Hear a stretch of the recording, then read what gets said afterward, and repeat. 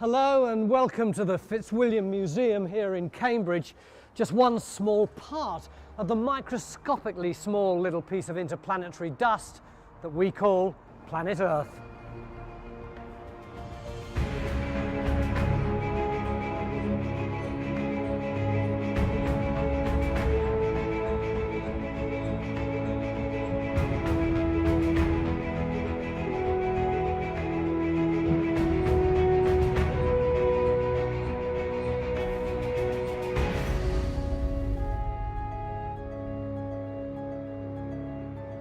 The story of how we became the dominant species on this planet is a very interesting one, and most of what we know is from the stuff that our ancestors left behind. The pyramids, the temples, the ancient weapons, and one of the most important, these coins.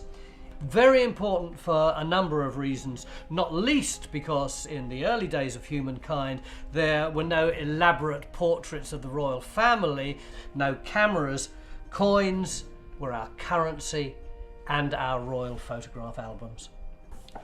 We've trusted them, we've stolen them, we've lied for them, we've died for them. Whole countries and empires have been wiped out because of them.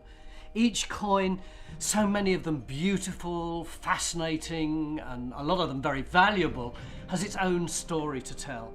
No history is complete without reference to coinage.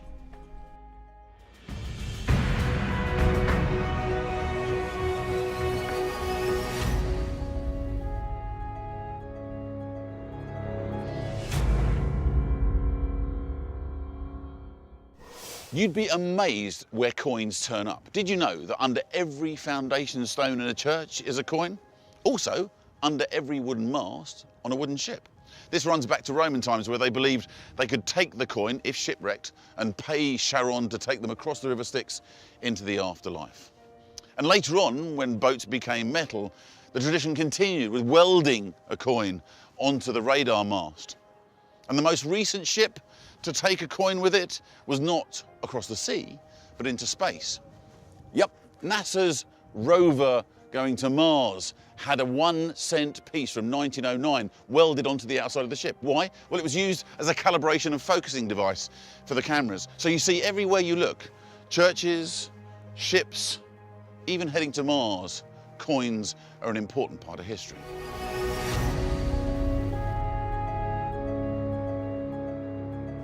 Coins are always getting lost or buried, aren't they? And finding them again or digging them up can be great fun and very profitable. But sometimes coins are found where they're not supposed to be. So for instance, there was this guy called Bruce Campbell who was metal detecting in Canada around Vancouver Island, and in the silt he found a coin that predated the discovery by white settlers of Vancouver Island by nearly 200 years. And that led to a debate among local historians, which has never been satisfactorily resolved. A coin in your hand, a whole lot of history.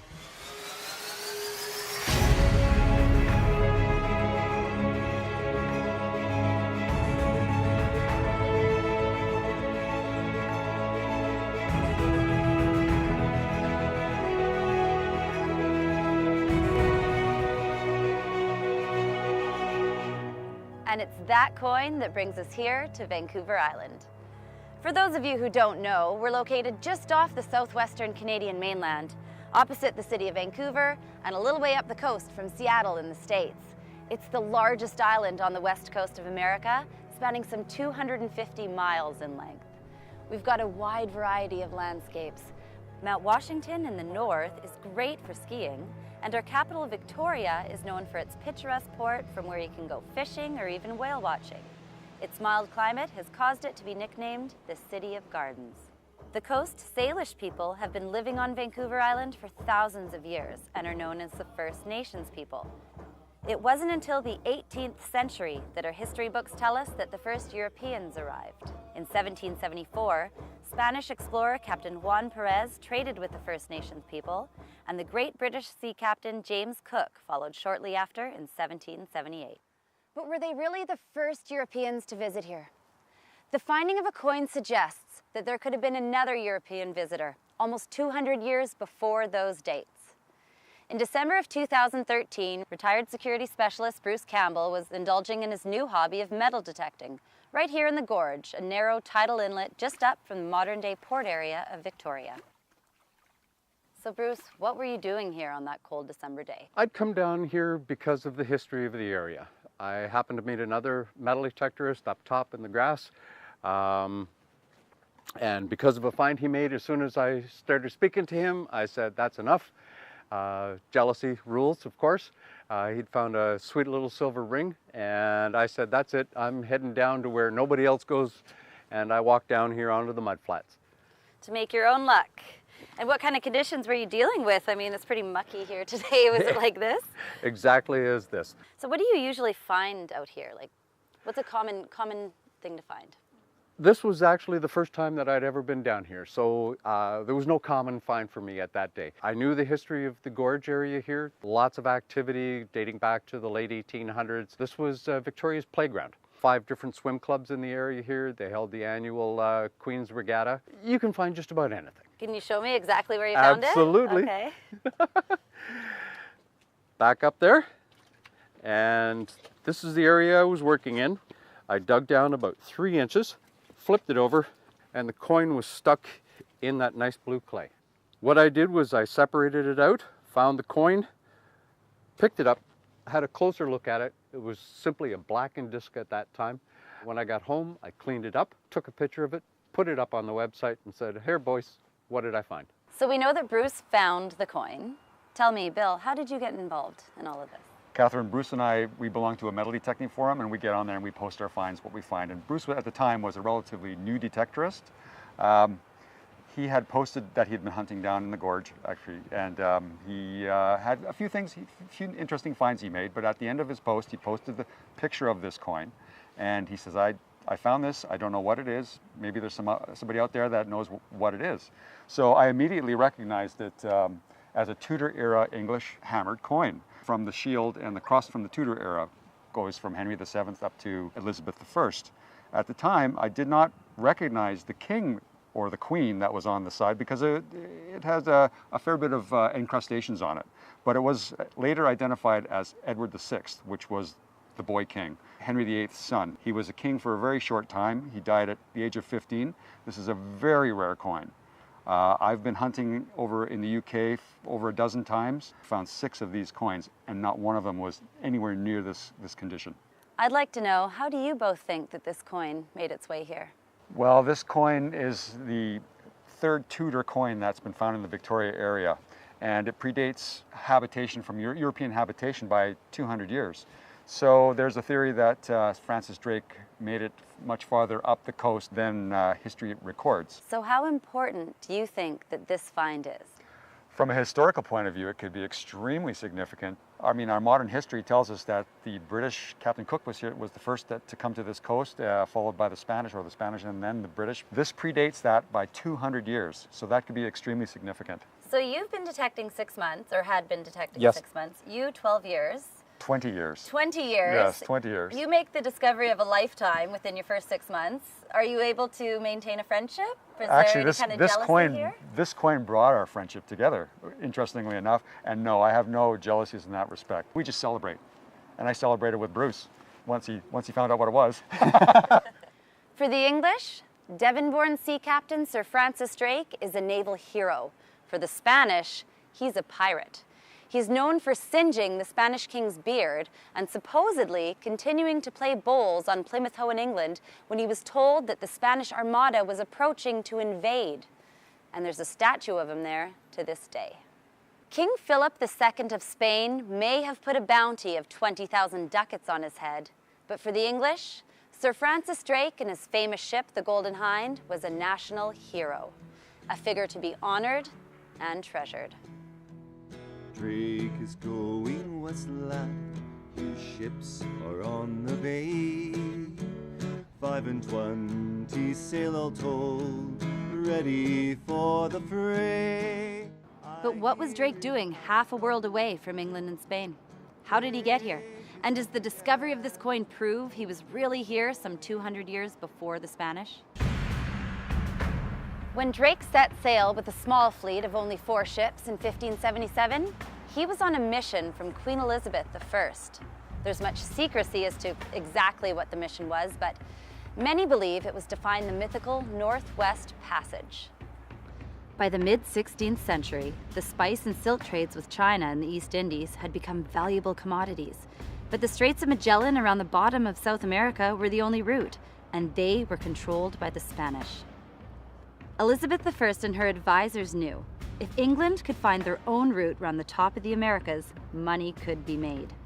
English sailor Martin Frobisher had already found what he thought was the eastern side of this new route, but Drake was to find the western entrance. Drake sailed round the Straits of Magellan, but such were the conditions that only the Golden Hind was left of the small fleet to sail north up the Pacific coast of South America, attacking Spanish towns and ships and even capturing a treasure ship. But how far north did Drake go in 1579, almost 200 years before other Europeans?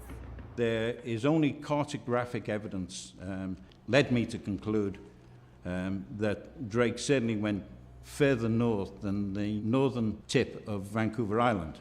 And that's why hard evidence, hard artifactual finds like Bruce's coin are so important. In Victoria, British Columbia, the what's called the Strait of Juan de Fuca kind of goes at an angle. So where we are in Victoria here is about 48 degrees 20 minutes. So when somebody says they came to 48 degrees, okay, you're dealing with somewhere off the southwest coast of Vancouver Island. Now, the 49th parallel, which separates most of Canada from the United States, actually goes through the middle of Vancouver Island. So if Drake came up here, and one of the early accounts talks about him being in a bad, stormy bay, this is after he came in his journey from 44 degrees, a bad, stormy bay, I think the most likely place that would be is somewhere on the central part of Vancouver Island. Drake eventually arrived back in England on the 26th of September in 1580. As he had sailed west, as well as the captured Spanish gold, he also had a rich cargo of spices. Drake was knighted in 1581 and his fame assured. When he got back to England, it was still a great veil of secrecy was erected around his voyage. All of his logs and charts were confiscated by the Queen and never seen again. His crew was sworn to secrecy under pain of death about their movement, and no accounts of this wonderful, the greatest maritime achievement to date. There were no accounts allowed to be published in England. So how did the Edward VI shilling get here to Vancouver Island? I don't know if Drake landed here because we have no information about once he went north of 48 degrees. I suspect that what happened was that he gave the coin as a token to the local Indian chief, and he or somebody else dropped it where Bruce found it. We know that in the 1700s, there were certain trade goods on board the ships, but often all the men on board the ship were trading stuff as well. They were giving away their clothes and everything. They're trading, sometimes stealing the pots from the kitchen in order to get trade goods from the native people that they know they could smuggle in their trunk and take back to England and get money for, right? So literally anything on board a ship, you can look and possibly finding that in an archaeological site. If they were used by Drake for exchange among the men on board the ship is one possibility. It could have been for favor with chiefs ashore. It could have been for sexual favor as well. But more likely, if it were dropped by a Spaniard, that would have been captured coin from the English somewhere along the line. But how did the coin get to that muddy part of the gorge where Bruce Campbell found it? Where this coin was found at the gorge is a place where a lot of material is washing downstream and getting dumped into that area. Just above the bridge near where that was found, there are two archaeological sites which I have documented. So here we have First Nation villages, campsites, whatever, on those locations where that coin could have been in the possession of a First Nation at that village, and it subsequently washed out and ended up at that location. The person who had that previously might have had that as a collector item. It could have been purchased in a London coin shop.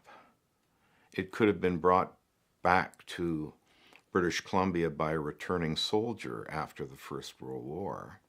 But that's one very far-fetched explanation as to how it might have got to that location where Mr. Campbell found it. But it's not just Bruce's discovery that suggests that Drake may have been here. There have been other similar coin finds. This coin is particularly interesting because it's the fourth coin now, the fourth Tudor coin that's been found in the Pacific Northwest. Another coin was found here in Victoria in 1929-1930, an Elizabethan sixpence dated 1571. But there's also been an Elizabethan shilling from 1560 that was found on the Oregon coast, and a 1563 threepence that was found in an archaeological dig at Fort Vancouver, way up the Columbia River. By finding that coin and others, and of course the more you find, that provides, what you might call soft evidence. These have come from Drake's voyage.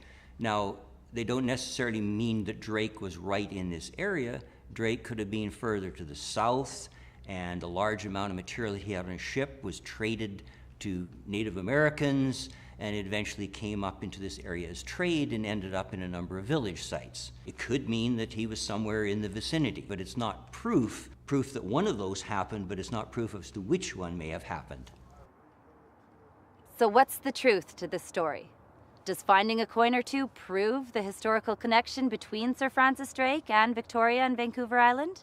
Or did the coin come way later? What this does suggest is that history is not set in stone or river-silled. Sometimes things arise that challenge what we believe to be true. Like this humble shilling causing so much controversy. One coin in your hand, a whole lot of history.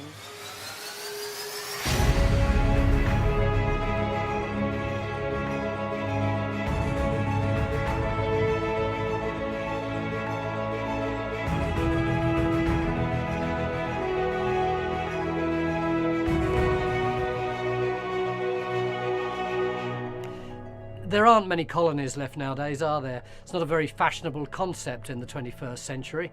Once there was the Great British Empire, then that became the Commonwealth, and then some of those colonies became British overseas dependent territories.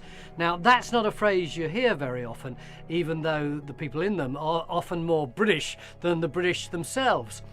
Here's a story about one of them. I'll give you a clue. It's in the very south of Europe, it's bathed by the Mediterranean sun, and it's just a few miles from the African coast. A coin in your hand, a whole lot of history.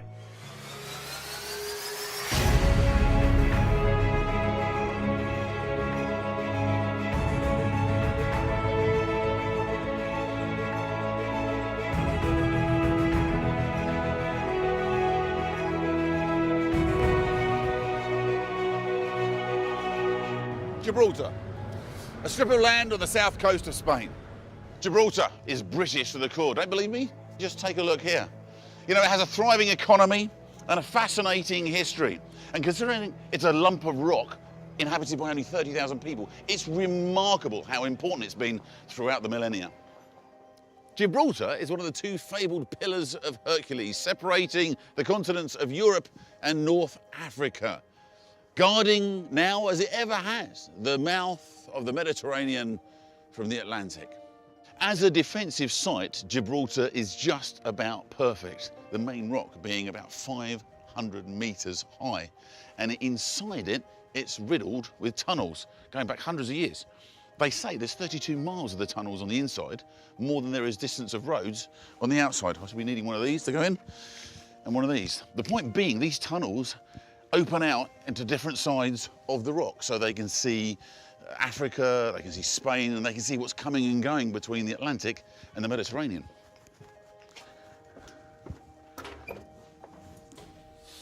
In fact, these wonderful caves give one of those great stories that occur, it appears, only in the Second World War. Strange, but true. Stay behind caves, they were called, or Operation Traitor. As the war was developing and there was a danger that Germany could take over Gibraltar, several men volunteered to be walled into a cave that they couldn't get out of with supplies for several years. In fact, they even had a little bicycle to power the radio that they would use. A gap on one side to look out to the east, and a shelf that they could sit out and get some sun to look to the west, so they could report back on enemy troop and shipping movements. course, it never got used because the tide turned in Britain's favour. They found the caves again in 1997. The Moors took Gibraltar in 711 AD and held it until 1309 when the Spanish took it back. 30 years later, the Moors were back in charge and they held it until 1462 when once again the Spanish took it again. And they held it for the next 200 years. Now, Barbary pirates were a problem all the way along the coastline here, and in 1540, several hundred Gibraltarian Spanish were captured and taken away into slavery. In desperation, Charles V of Spain had a wall built from top to bottom and is still a feature of the rock today. Finally, after the Spanish War of Succession in 1704, the British took over Gibraltar. And the first thing they did was build huge defences because the Spanish were still trying to take it back. This great doorway you see behind you and the ditch I'm standing over protected the town in and out. It was the only way in and out. And here's an interesting fact. The port sergeant would lock the doors at night, go up to the governor, hand him the key, he'd stick it under his pillow and sleep on it. Now that's security. For more than 300 years, Gibraltarians have voted again and again to remain British, and it's now a British overseas dependent territory. But there are many Gibraltarians with a wide variety of origin: Arab, Jewish, British, and Spanish.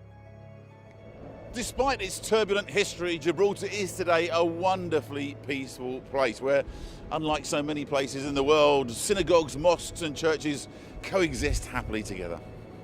Gibraltar was taken by the British Marines with the help of the Dutch around 1704, but it was earlier, in 1702, during the Spanish War of Succession, this was the battle to find out who would be on the Spanish throne after the king died, that there was a great battle for the seaport of Cadiz. You see, the British and the Dutch didn't want a French-leaning king on that throne, and they saw Cadiz as being crucial as a port to hold, as an important naval base. Admiral George Rooke was the man in charge. Unfortunately, it was an unsuccessful and fairly embarrassing affair. You see, the French and the Spanish fleet put up quite a battle, and after about a month of fighting, Rooke had to admit he just wasn't going to get anywhere. He gathered up his fleet and headed back home with his tail firmly between his legs. On the way, Sir George had news that a Spanish treasure fleet, laden with a huge amount of gold and silver, plundered from the Americas, was being unloaded in Vigo in northwestern Spain, along the route of his voyage home. Rooke sensed a way of salvaging something from his earlier failed expedition. He moved his fleet quietly towards Vigo port. He was spotted, and what followed was a huge naval battle to get into Vigo, to grab the gold and silver. The French escort fleet under Admiral Chateaurenaud and the Spanish galleons with Manuel de Velasco in charge put up a hard, and for them, a costly fight. The fight was just long enough, though, for most of the gold and silver to be offloaded and spirited away from the port into Spain's interior. Rooke eventually managed to force his way into the port and seize what was left of the Spanish bounty, immediately heading back for England, sure that his expedition would now be seen in a much better light. And it was. He was welcomed on his return as a hero, not so much for the treasure as for the 18 French warships he'd managed to disable and the 20 Spanish men of war. It was a huge boost to the English and a massive blow to the Spanish and the French. He handed over the gold to the Royal Mint, which in those days was in the Tower of London, under the auspices of one Sir Isaac Newton. Yes, him of the apple on the head and the gravity fame. A very impressed Queen Anne ordered the 3 kilos of gold to be made into 5 guinea coins with the word Vigo stamped underneath the royal face. You see, she was a very shrewd queen and understood that by minting a coin about the success of Vigo, she would draw attention away from the disastrous attempt on Cadiz. The 5 guinea coin was large and solid gold and worth an enormous amount in just one coin, £6,000 by today's money. The guinea coins were first minted in 1663 to a value of 20 shillings for British African adventurers to trade with North and Central African nations. Britain gained the right to trade slaves from the former Spanish West African colonies, and the guinea coin became synonymous with the region and with Britain's shameful slave trade, which reached its peak in the 18th century. So, Jordan Lott, tell us about these coins. Well, only 20 of the Vigo 5 guinea coins were struck by Sir Isaac Newton in the mint, and we know that 14 were in private collections and museums. But in 2011, a lady, a widow, found in her old husband's sock drawer a sock of old coins, and one of them was the famous 5 guinea coin. She took it to a local auction house where a London dealer identified it as a Vigo 5 guinea coin with an estimate of somewhere around £100,000. But the lady was very lucky on the day of the auction. It made serious money. Now we know where 15 of the 20 Vigo coins are, but where are the other 5? That's a very good point. Where are the other 5? Do you have one of those? They're worth a bit of cash, as you found out. My dad was a big one for jars in the garage. Jars of screws, jars of tacks, jars of coins. Your grandfather might have left you the same. Go and have a look. Might be worth your while. Returning to our hero, Admiral Rooke, he was at it again, fighting with the French in 1704 at Malaga, just up the coast in this direction. This was only a week after he'd fought here in Gibraltar. And in 1713, at the end of the War of Succession, Britain was awarded the Balearic island of Minorca and Gibraltar in perpetuity. Now, I have to tell you, the Spanish were never chuffed with the idea of Britain being on their doorstep, their deadly enemy. So 100 years later, in 1813, we gave Minorca back, but held on to Gibraltar because of its strategic and tactical importance at the mouth of the Mediterranean. Of course, if the British ever decide that they don't want Gibraltar anymore, the Spanish are said to have first refusal. Now, this is one of the more unusual hats you'll ever wear. Of course, the British fleet are long gone by now. It's all traders, tourists, and this lot. Barbary apes, the only apes living in Europe, wild and free. They think they came over here with the Moors originally as pets, but have been wild ever since. You know, the legend goes that when the Barbary apes leave Gibraltar, so will the British. It is only a legend, but when Winston Churchill in 1942 noticed there were only 7 left, he had a few more brought over from Africa, just in case. Would you mind getting off? To this day, Gibraltar remains a contentious issue for the Spanish, who would quite like it back. A coin in your hand, a whole lot of history.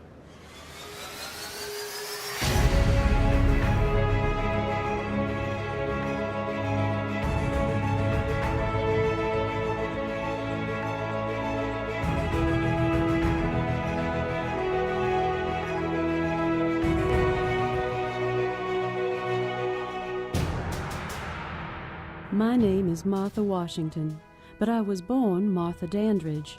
On the 2nd day of July, in the year of our Lord 1731, at Chestnut Grove, New Kent Country, in the province of Virginia, to a family of tobacco plantation owners. Much later I had the considerable yet sad honor of being the widow of George Washington, the first president of our United States of America. Married the first time to a Colonel Daniel Parke Custis, in 1749, when I was merely 19 years of age, and I went to live in his Pamunkey River mansion. Tragically for me and my children, my dearly loved Daniel died when I was just 26 years of age. Although mercifully I was well provided for in a financial sense, and we had been blessed with 4 children, I became the owner of our 17,000-acre estate. It was a tremendous joy to have met George a few years later, and to have married him on June 6th in 1759, and we went to live in Philadelphia, although we traveled considerably during the Independence War years, as can be imagined. With much reluctance, George accepted a seat in the Federal Convention and was elected the first president of our United States, a position he accepted with reluctance. George took the oath of office on April 30th of that year at the age of 57. The fledgling nation needed a currency of its own. There is not a state in this modern world without a currency to trade their goods. So we decided upon a coinage system that had been devised by Secretary of State Thomas Jefferson along with Benjamin Franklin, the scientist.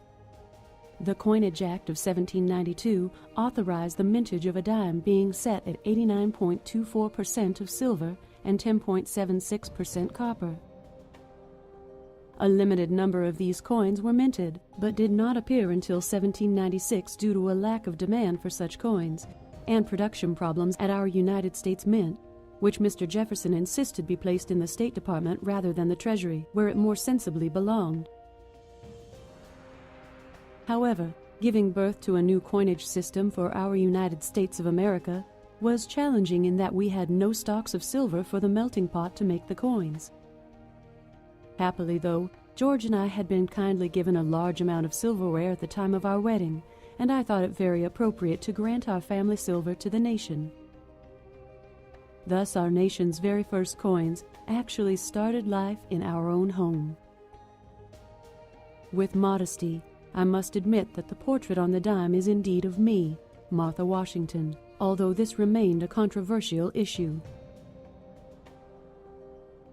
Before I close, and whilst I admit that dear George did many magnificent things, the rumor that he hurled one of the new silver coins across the Potomac River is somewhat exaggerated, as the river is nigh on a mile wide at Mount Vernon, and strong as he was, dear George could not have done this. However, what was indeed true was that George did declare that he had become contrary to slavery, and left in his will an instruction that all of our slaves were to be freed at the time of my own passing. With much regret to me, my family, and the nation, my beloved husband George passed away December 14th in 1799 of inflammatory quinsy. But I shall always remember helping to create our nation's first coinage. One coin in your hand, a whole lot of history.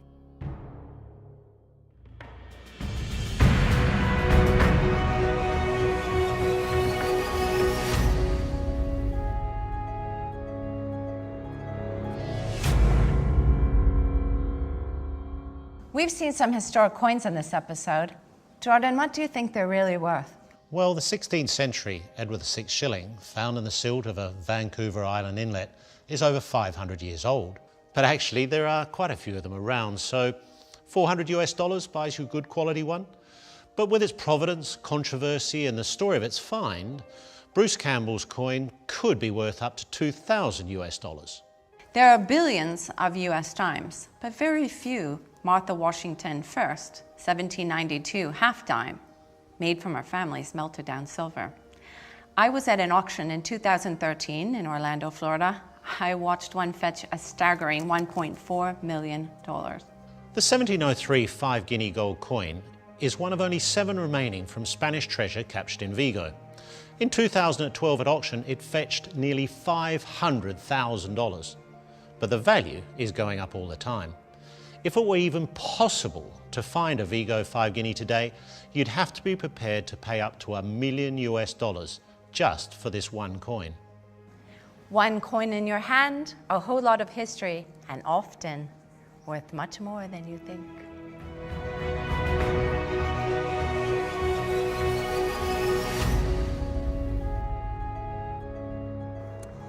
If you take a coin out of your pocket and hold it up to your ear, it's almost like a shell, isn't it? It's as though you can hear all the intrigues and battles and love stories associated with it.